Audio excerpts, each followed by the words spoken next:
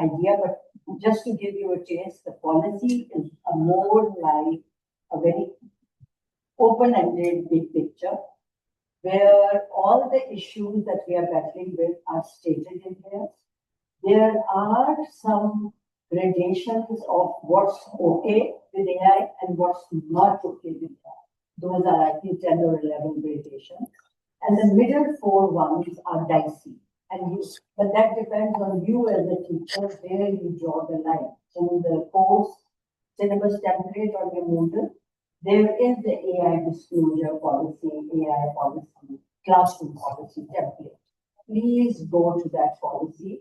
And before you start your course, it is implicit and explicitly stated that you discuss with your students about AI.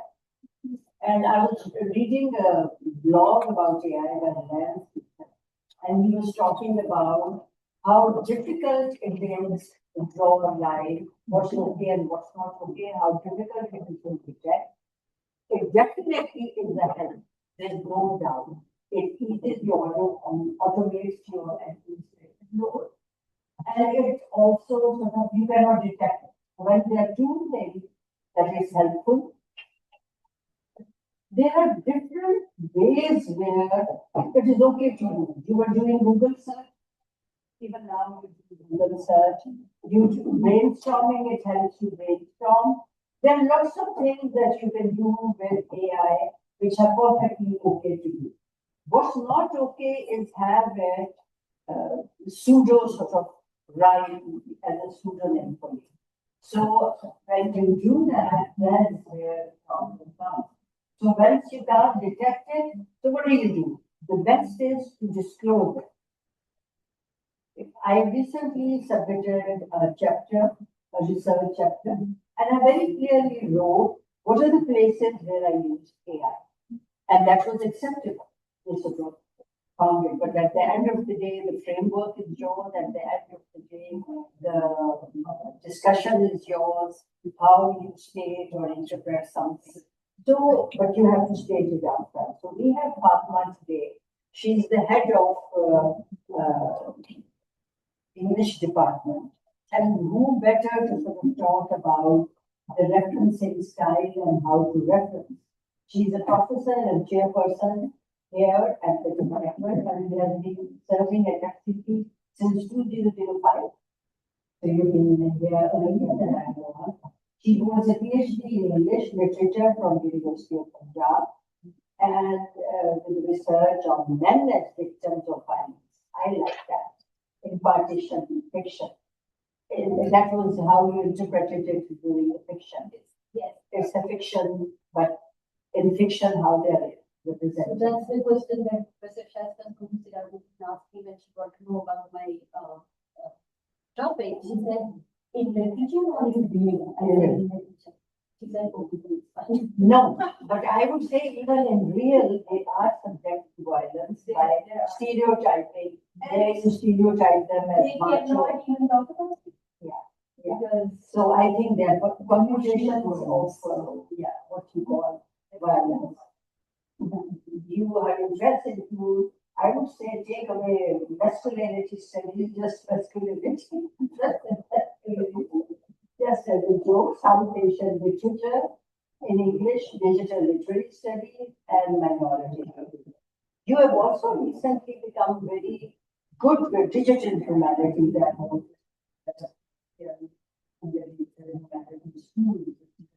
By itself and not by and super science. I think there is a need for a session on that. She will talk about how we can, how we can use AI responsibly. That's the word, responsibly. So over to Fatma.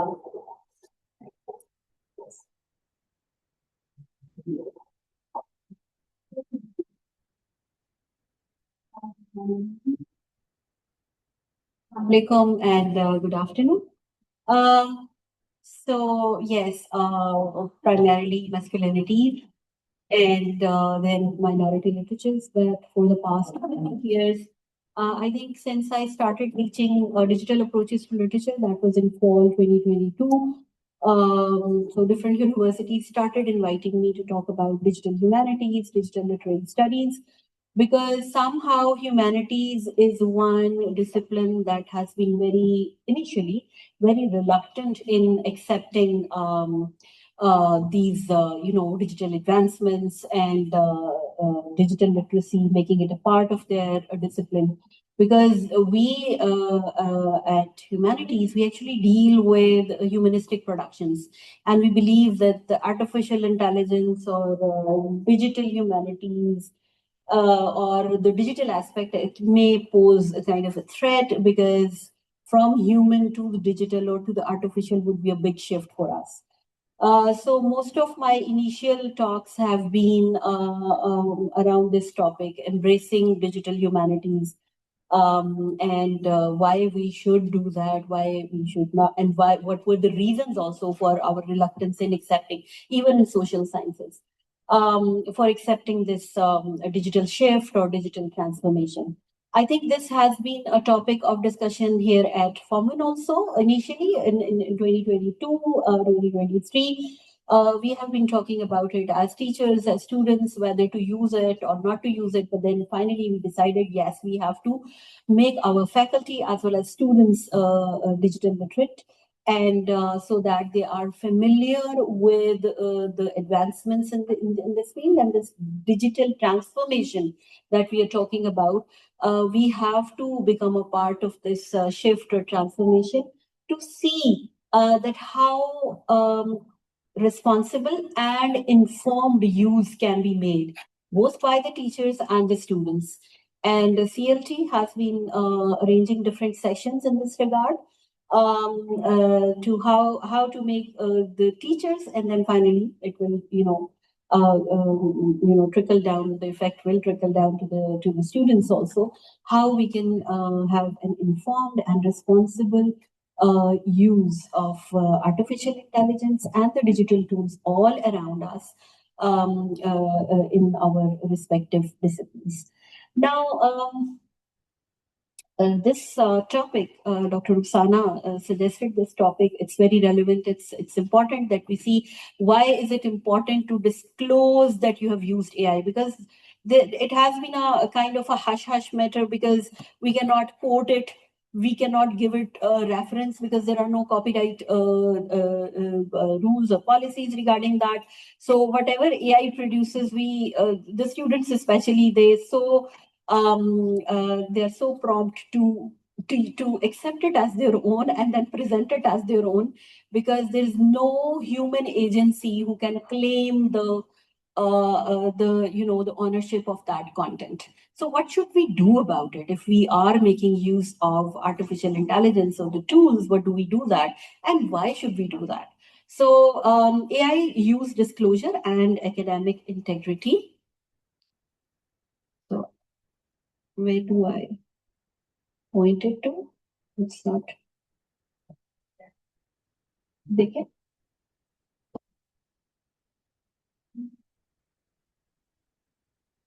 Okay. The objectives are, number one, to discuss the importance of AI use disclosure for both faculty and students. Also to highlight the risks of non-disclosure of AI use in academic scenarios. And finally, to empower the participants to craft clear, effective, and context-appropriate AI disclosure statements for various academic and professional, in terms of teaching scenarios.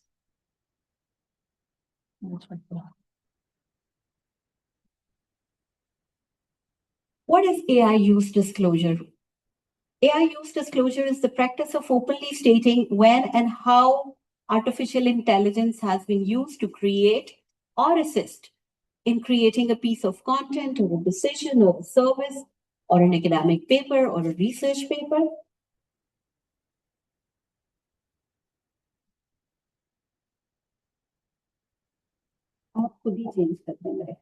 Next.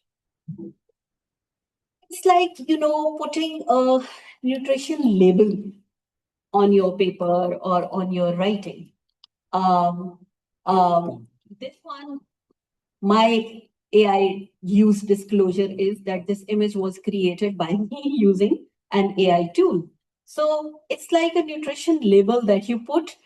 Just as one would want to know what's in one's food, AI disclosure tells what ingredients, human or artificial, went into the final product or writing. So you can, it's like putting that AI disclosure label, telling us about what model we used, or what data sources, what was the confidence level, and then the human review, and finally the limitations also. Next. Why is it important? AI disclosure is important for building trust, ensuring transparency, and addressing the ethical challenges that come with widespread AI usage. And this is what is happening in our classrooms.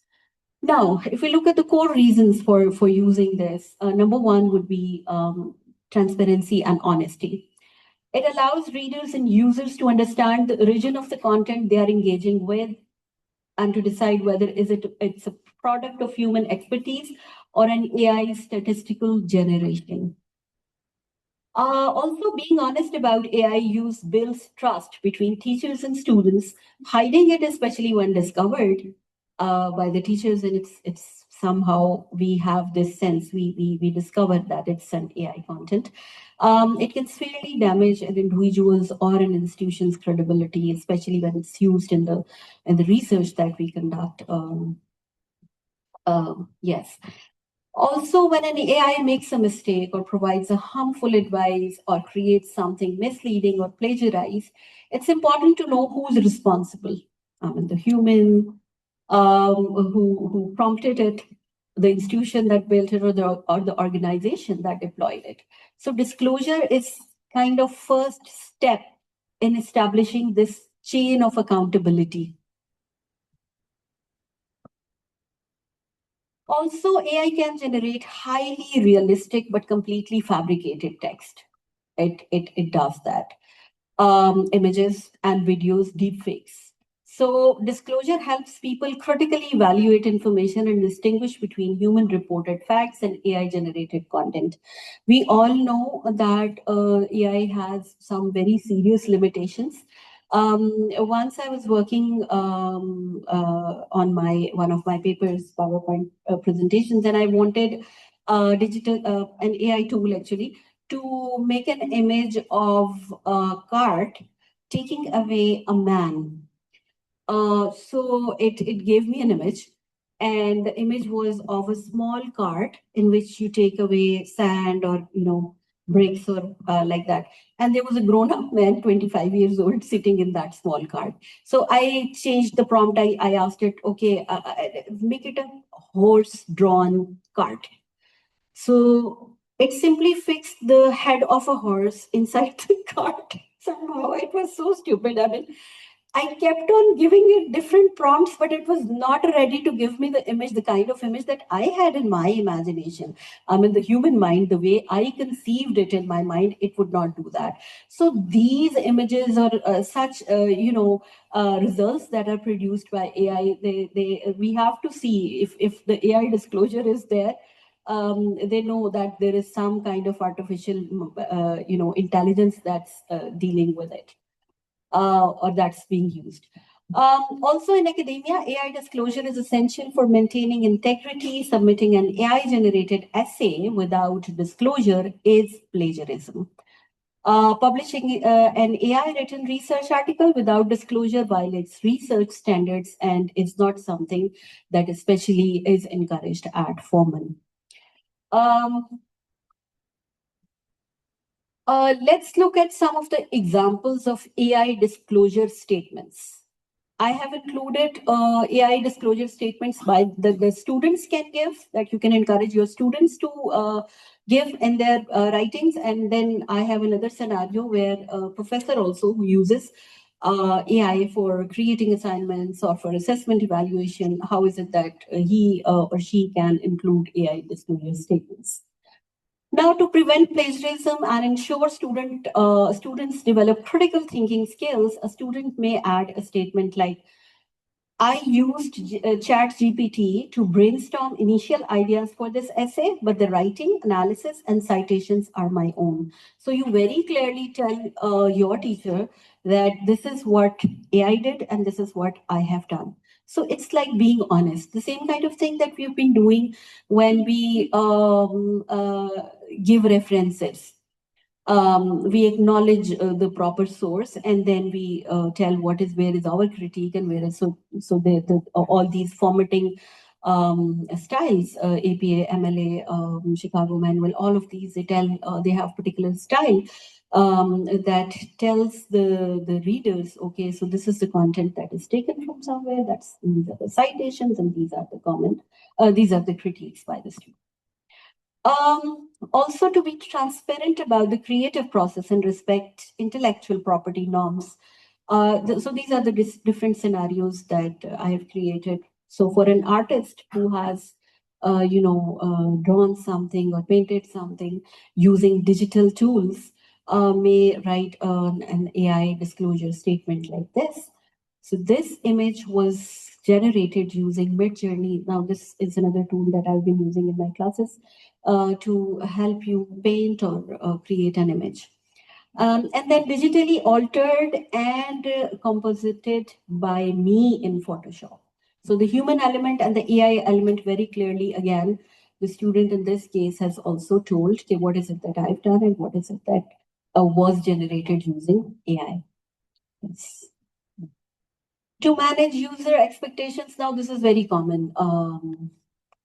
User expectations about the nature of the interaction. A chatbot on a website begins with on hospitals, on receptions also, banks, different services, telephonic services. We usually have this chatbot who would communicate and would ask us to press 1 or 3 and then name the services that are associated with those numbers.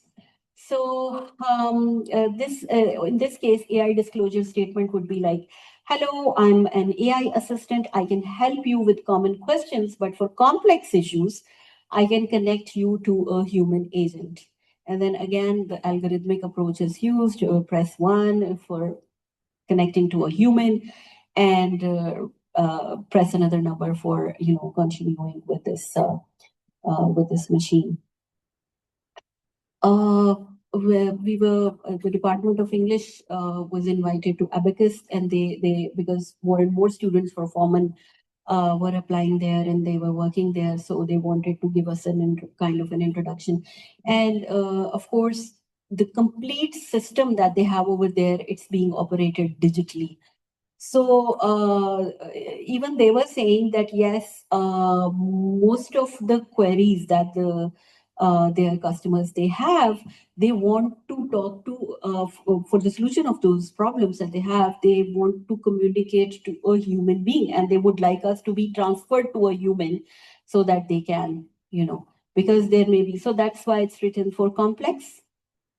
I can, connect you to a human.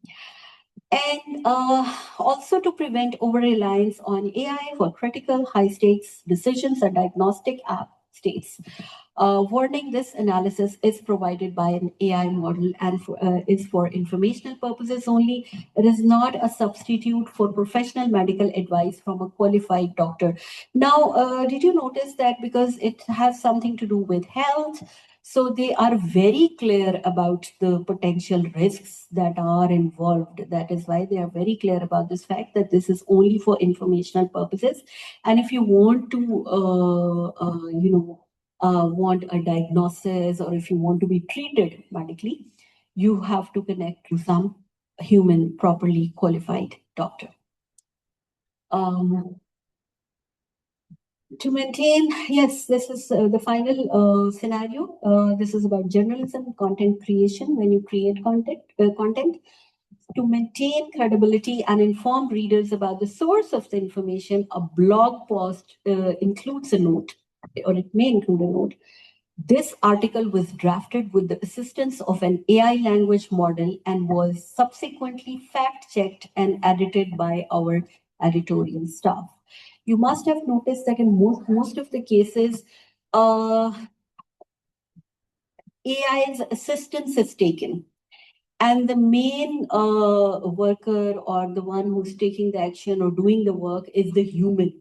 So it's a kind of co-creation that is suggested also by the teachers. I think I emphasize this fact in every talk that I've delivered across Lahore in different universities, that co-create. Let's coexist with the digital world. We cannot completely rely upon it. So the kind of things that the students are doing, they generate a material and they think that this is perfect. So this should just be copy pasted without any human interference on our part, So they would simply reproduce whatever they found there. They would copy paste it, and this is what we don't want them to do. Again, an informed and responsible use. They'll be once they know the limitations of AI, that will actually help them see how much of it they can use and in what ways they can use it. Also, there are levels of AI involvement to disclose. It's not a simply yes or no, okay, we have used AI or we have not used AI. It often involves specifying the level of AI involvement. For example, some of the content may be fully AI generated, where the entire content was created by AI with minimal human input. That is the prompt that you give. It may be AI assisted, where AI is used as a tool for tasks like brainstorming, drafting, editing, or checking grammar, but a human led the creative and the analytical process. And finally, the one that I was referring to, human led and AI enhanced. This is the kind of thing that we want our students to do. A human creates the content, and the core content is created by the humans, and AI is used for minor enhancements like proofreading or formatting or other things that the machines can do much, much better than the humans. I mean, doing maths with large sums, for instance. This is the best that a machine can do. Human mind cannot do this in a shorter period of time. Copyright issues. So the US Copyright Office has stated that purely AI generated images cannot be copyrighted. But human modified elements can be. And this can happen only if you disclose the AI use. So disclosure of the AI role is necessary for this kind of registration, where you tell, okay, this is my part and this is what is generated by AI. So that essay or writing or project, whatever you have produced, that can be copyrighted. The role of deepfakes in elections, in politics, I think it's very relevant, by the way. Videos, images, even the speeches also. So there are now some jurisdictions that are proposing laws that require disclosure of AI-generated content in political advertisements to combat deceptive deepfakes. There's so many videos that we come across in our political situation which are maybe generated by AI. So now people know, but initially people would not know, and they would believe in whatever they were viewing, and that was problematic. Yes. Now, this is a question for you. How does the presence or absence of AI disclosure affect your trust in a student's work? And what are the potential risks of the non-disclosure examples? Anyone?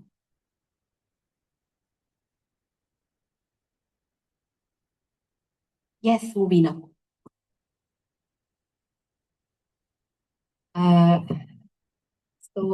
When I ask them for an assignment, and please keep in mind, this is my first semester teaching after ChatGPT and everything else came out. But when I ask them for assignments, the effect that it has on me after reading a whole bunch of assignments that are mostly AI generated is something else. But also, it's very difficult for me to figure out the extent to which my class is actually absorbing the material that I give them in a class lecture. When they toss an assignment like this at me. And yes, it does affect like my ability to trust. It affects like my ability to gauge the effectiveness of my lecture and how to proceed further. So I think that. All right. Because there may be students who would think that if we include AI disclosure statement, the teacher would not get a very good idea of, the kind of work that they have produced. They would think that this is maybe generated by AI. So if the statement is included and if it is not included in both the cases, yes. Ma'am, you are very right, because in my presentation, I have already asked my students myself to use any AI tool, and and I made it mandatory, because I knew already that somehow if I allow them or not allow them, they will use. But as far as the project was concerned, so in order to analyze and evaluate the project, I did the Viva for 3 marks extra, and from there I got to know what to what extent they have used it. They might have used that any AI tool.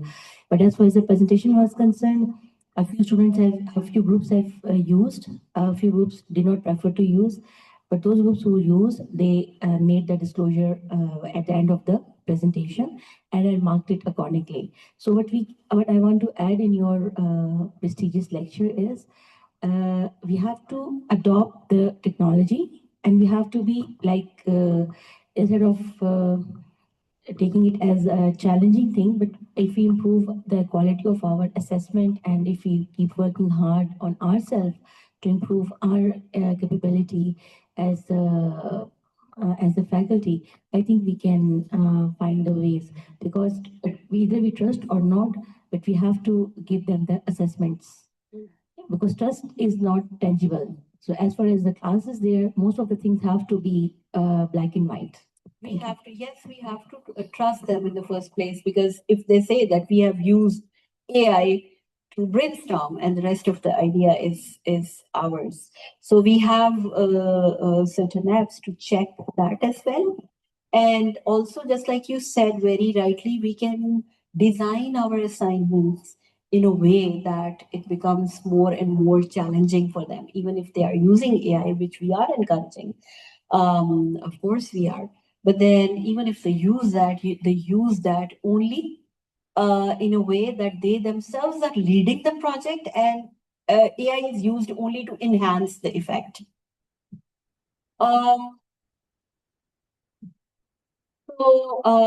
If what can the absence of, or what can be the risks of not including AI use disclosure statements? Number one, it presents AI generated work as a student's own original intellectual product, which is a form of academic dishonesty. So this is, if they practice this more, they will become used to it. Also, it will prevent the instructors from accurately diagnosing the students' comprehension gaps, writing ability, and critical thinking skills, undermining the educational feedback loop. I think this is what you also talked about, the feedback loop, because you would not know what are the problems with the students' writing, because it's all AI generated and even the statement is not there. So you would not know whether it's the student's own writing or not. And then you will not be able to work on the problems that are there with this student. Also, it deprives the students of the essential practice and development of foundational research. They become lazy. Synthesis also, and writing competencies that are required for academic and professional success. And then I have again this question. This is again another academic scenario. There's a university professor who uses an AI tool to create a first draft of their lecture slides. They want to be transparent with their students. So what should they say on the first slide? There can be different kinds of, AI used disclosure statements. So I have included 2, 3. You can give your own as well. Number one was that the professor can write that the initial content of these slides was generated with the assistance of AI. The material has been carefully reviewed, expanded, and fact-checked by me. So these are the loopholes in the usage of AI actually. So you refer to them that I have reviewed it, I have expanded it, I have fact-checked it to ensure its accuracy and relevance for our course. So this statement is reassuring also, telling the students that, okay, the first draft was generated, not created, using AI, but then this is what I've done with it, so you can have full trust in that. And then another one can be to enhance the learning materials. I used an AI tool to help draft the structure and content of these slides. I have personally curated, edited, and assumed full responsibility for all final information presented. This is a bit more reassuring. Full responsibility for all the information. It means that the professor has gone through, and edited it or reviewed it very, very carefully before sending it on. But at the same time, it also is an acknowledgement of the assistance that the professor has taken. And finally, AI-assisted tools were used in the creation of the draft for this lecture. The final slides represent my own editorial control, academic judgment, and are tailored specifically for our class discussions and objectives. Now, over here, the professor has not only reassured the students about the originality, not originality, but the validation of the material that is used, but also the relevance of the material that is taken. So whatever was not relevant was cut off, and this is what is included now, and you can trust this. So these were just the three samples for a professor who that may be included in their outlines or in their lecture slides or whatever the material you give to the students. To conclude, I would say that AI use disclosure is a fundamental component of responsible AI integration. It is the bridge between powerful technological capability and ethical, trustworthy application. As AI becomes more embedded in our education system, the expectation and requirement for clear disclosure will only grow. So this is one way that we can validate the use of AI. Otherwise, we have also talked about the kind of risks that are there. So I thank you. And if there are any questions, we can discuss them. Yes, Movina. Okay. I was wondering if there's are there certain AI tools that are approved by the university that the students are allowed to use? I think Dr. Ruxana can answer this question. There are digital toolkits. Yeah. I have my own digital toolkit that I use in my classes, but whenever we use a new tool, I add it to that tool. But it's not that it's illegal to use any of the tools. Only if you accept that you've used this tool to facilitate your research, it's fine. There is a policy also, we have heard, we've been talking about it. There is a policy, but it still needs to be approved by the VROs. And yes, please. Regarding the paid AI tools are more powerful, more reliable. Yes. But they have a price for them. So I'll appreciate if the university can look into getting some access, like from Google or Gemini. LUMS provides ChatGPT paid version for the faculty as well. That's a wonderful suggestion. Something like that. We have our vice rector over here. Like Yes, that's. The free version has its own limitations. Yes, you are right. It has its own limitations, and they have made sure that it has limitations so that students buy, or the teachers, faculty, they buy. So maybe yes, it's a good idea. Yes. Yeah, I have always been confused about the disclosure part for the AI. And the question that comes to me, I compare the advent of AI with the invention of a calculator. Are we supposed to disclose in the numerics that the answer has been calculated using a calculator? It has not been done manually. Similarly, because at the end of the day, what matters is the output, and you presented that output. And obviously, when you presented the output, you are taking full responsibility of that output, irrespective how you came to that. Similarly, with AI, at the end of the day, if the work has been done, does it really matter who does it or how it has been done? Apart from the research one, because being a research student is something separate. But for me, I come from the business school. And for us, our students just need to get the things done in the business. And maybe if they go to a company or something, if they want to make a sales plan or a presentation or whatever, at the end of the day, what matters is how efficiently or how attractively or how good a presentation has been made. And it does not really matter if it has been done manually, because before AI, yeah, like even the slides you talked about, even before AI, let's say I was preparing for my lecture and I took the help of my colleague, and he sat for hours with me and he helped me prepare the slides. And do I go and write that these slides have been prepared, or I learned from my colleague and I made the slides with his help?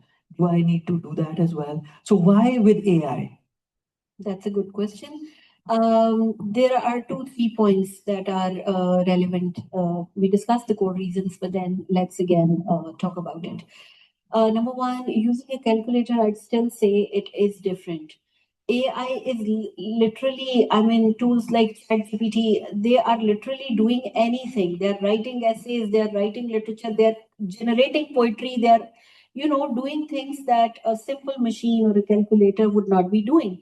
There are exams where calculators are not allowed. Why? Because what is to be tested is the human mind or its abilities or capabilities.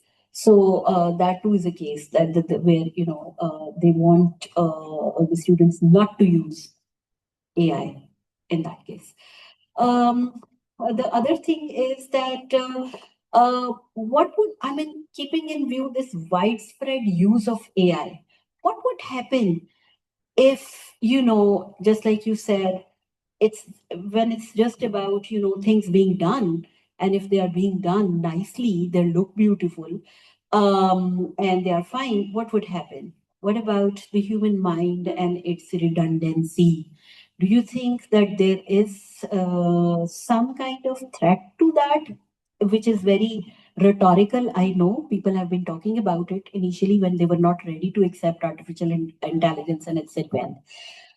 Also, we have been seeing and noticing so many limitations of AI. And we have seen that until and unless there is a human mind that leads all these machines or all these tools, the results that are produced, they are not as excellent or finished that you were talking about. A finished product, if it is there, why not use it? So the best way still, I would say, would be to, number one, to coexist in this digital world, and then to co-create along with and seek some kind of assistant instead of replacing the humans with the machines. It's better to seek their assistance and then review, edit, and then do it. And disclosure is important, because at the end of the day, when I was talking about the risks, when there are some misleading or inaccurate results, if the disclosure is there, it will help you see that, okay, so these are the limits of artificial intelligence, and this is the domain that needs to be dealt with in a careful way. Otherwise, it may lead to problems. It is already leading to problems. The students have stopped thinking, the ones who are relying too much upon AI without disclosing it. And the teacher would not know that, these are the kinds of problems that the student has. There's another, yes. Limitation, but we not schools are big enough, and that limiting the analytical ability. But that is one aspect that the disclosure is not going to cover that, because it's only disclosing. They're still using it, but disclosing it. This is one more thing.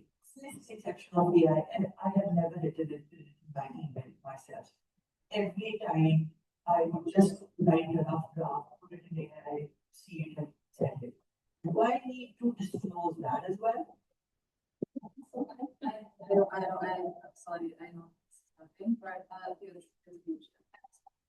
We are just trying to and branding is your business. And I think that there's a huge difference in the way that we do things. Yeah. So, I mean, I get what you're saying. For us, it's getting the message through. It doesn't matter what is the language of the message. The thing is that the degree to which we rely upon AI depends from literally area to area. Yeah.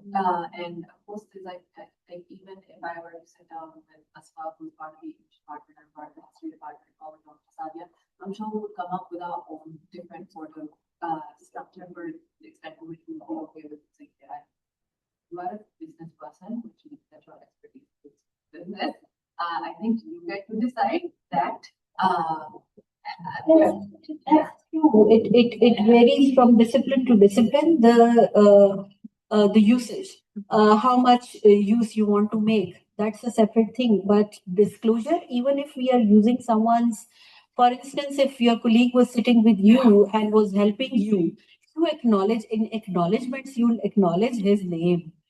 That's an ethical thing. Then again, if we are taking materials from some books, we acknowledge the source that we have taken the material from. And again, it you have to acknowledge that. Again, it's an ethical thing. If we are letting an AI tool doing things for us, let's acknowledge that. So I think it's about transparency also. Okay, so I have a couple of questions. So first of all, even if students disclose that they have used AI, they don't really show exactly how much AI have they used, or they try to cook up their numbers. Like they say they use 20% AI, but in actuality it's probably 50%, maybe higher. That's issue number one. The second issue is that even the AI checkers, even they're quite inconsistent.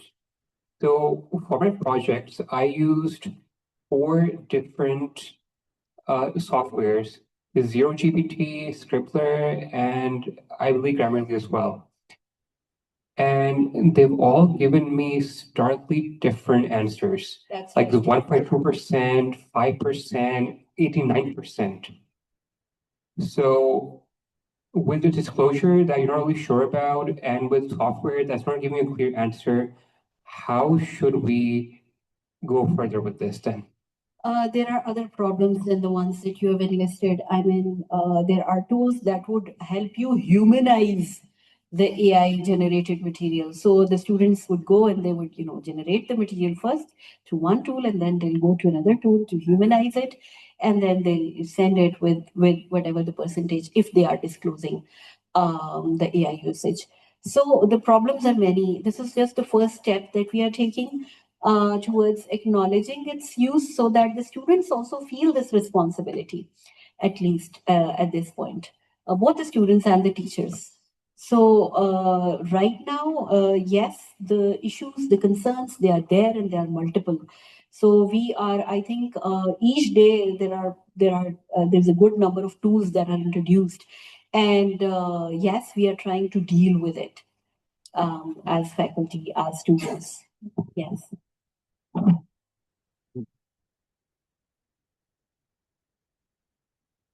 Has done an assignment project with Turnitin. It will tell us, it's supposed to tell us what it detects with the AI. What's an acceptable percentage? Are there any certain guidelines? I think these are the kinds of things that will be included in the university AI use policy.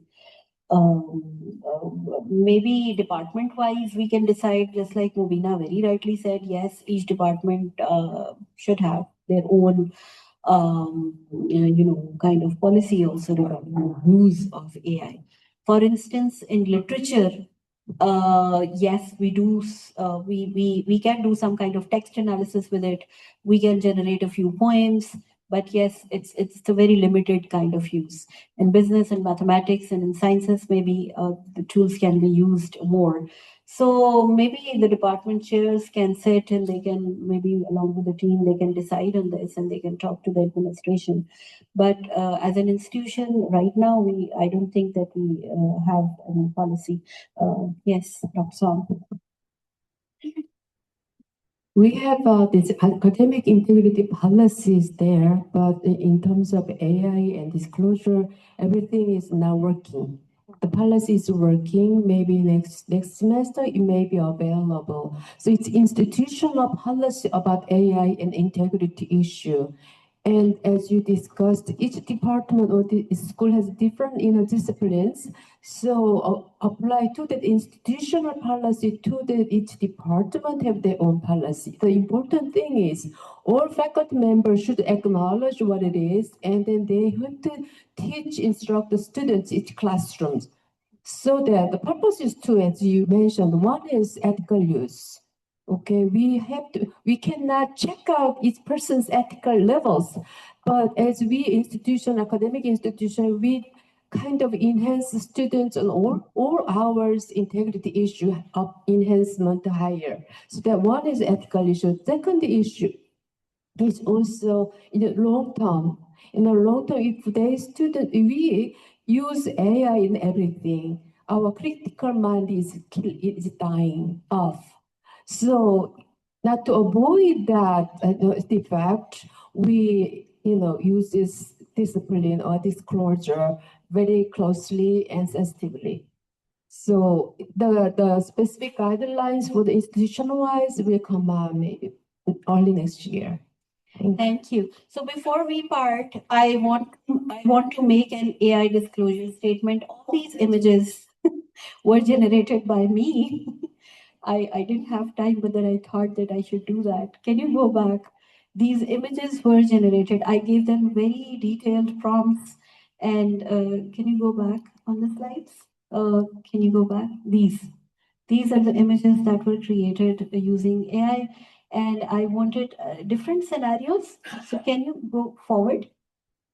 Forward, not backward.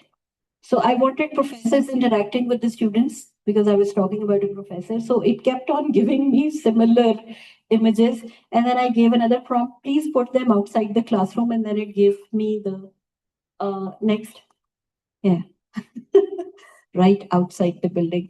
So yes, it has its limitations, but then I just had to make the statement that all these images, they were generated by me.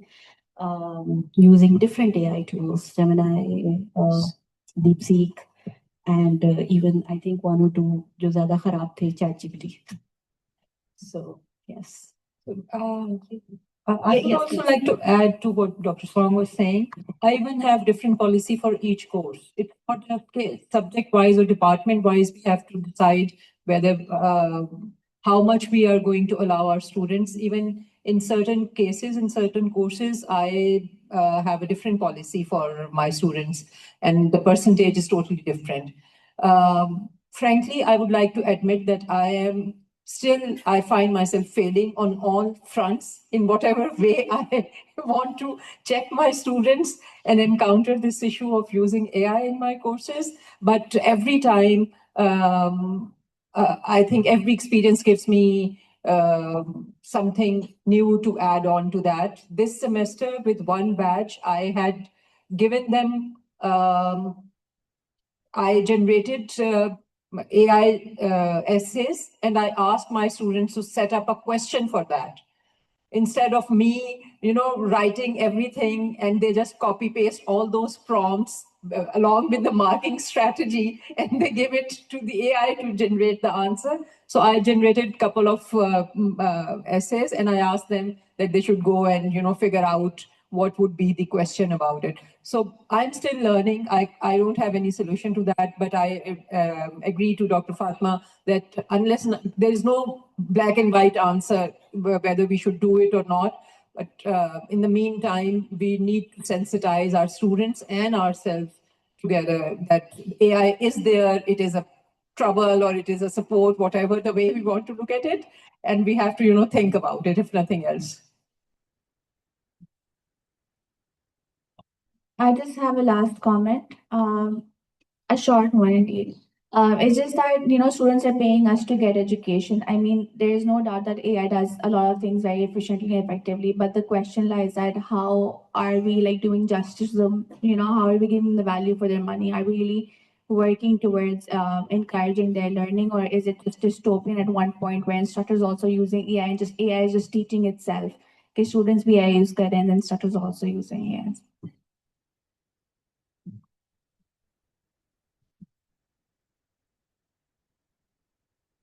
Somehow we unaware it's over there. So we have to be ourselves aware. But then again, like, But then again, the kind of use and the limit to which you're using it, that needs to be. But she's still there, and that does not like it does not even like if we had paid to come here and she was delivering this lecture, she had taken assistance from AI. That does not mean she's not adding value to it, or I'm not getting any value out of the fact that she used AI. So I think we are far away from that point where we are not adding any value at all by using AI. I think we are quite far. Yeah.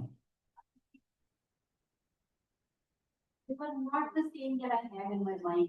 Yeah. The human mind still is far ahead. So yes, you are right. We have to follow those human capabilities, human mind. So yes, these are wonderful images. But then the kind of images that I wanted it to be. Okay. So they were not complementing the material, the written material that was there. It's just a matter of time. That Oh, okay. it's just a matter of time. Okay, Thank you so much. Thank you. Thank you.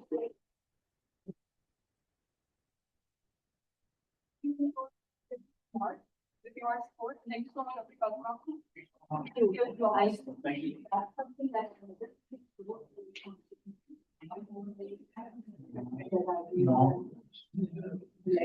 Ethics and values,